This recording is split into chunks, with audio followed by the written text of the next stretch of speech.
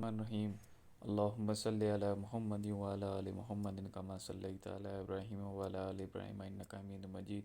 अल्लाहुम्मा बारिक अला मुहम्मदिन व अला आलि मुहम्मदिन कमा बारकता अला इब्राहीम व अला आलि इब्राहीम इन्नका हमीदुम मजीद। We are starting the series of lectures of CSS essay. What are the main types that are in the CSS paper, especially in essay subject?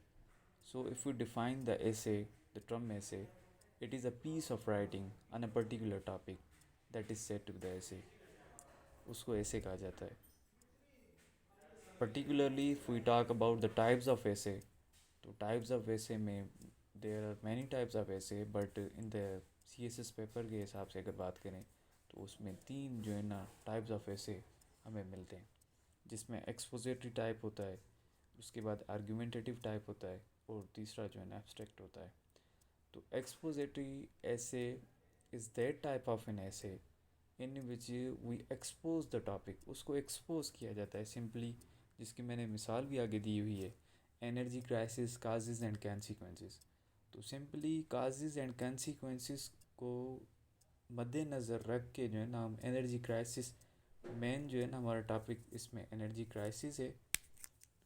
Energy crisis जो ये है मेन टॉपिक है, इसके बारे में जो है ना मेन टॉपिक है. और उसके बाद कैसे एक्सपोज करेंगे, थ्रू काजेज़ एंड कॉन्सिक्वेंसेस. तो ये दो की वर्ड्स हैं, इनको जो है ना हम सिंपली मद्देनज़र रख के इस टॉपिक को एक्सपोज करेंगे. तो that is said to be the expositive. Cause and effects वाले जो भी मेजॉरिटी टॉपिक्स होते हैं तो वो एक्सपोजिटिव कैटेगरी में आ जाते हैं. Next is argumentative type of an essay. It is that type of an essay in which we argument about any topic. Simply उसमें argumentation आ जाती है. उसको जो है ना सिंपली हम कोई भी इंस्टांस लेते हैं, फिर उसको काउंटर इंस्टांस देते हैं, फिर उसके बाद उसको प्रूव करते हैं.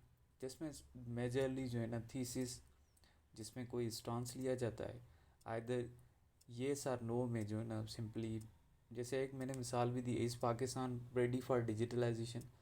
तो we can go for the both.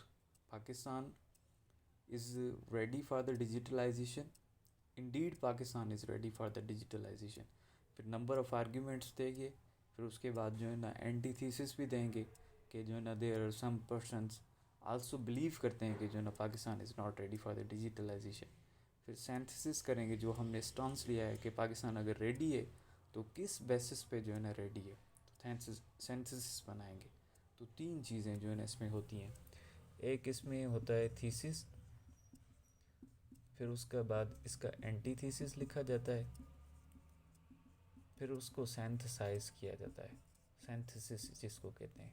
तो ये तीन जो है ना जनरली आर्ग्यूमेंटेटिव में, और ये मेजॉरिटी जो है ना क्वेश्चन बेस्ड होते हैं, जिसमें जो है ना क्वेश्चन पूछे जाते हैं.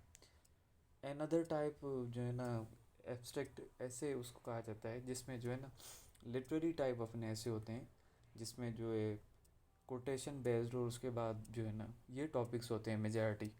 जैसे फॉर सपोज करें, मैंने एक मिसाल ली है, man is born free and everywhere he is in change. तो ये रोसो की जो है ना कोटेशन है.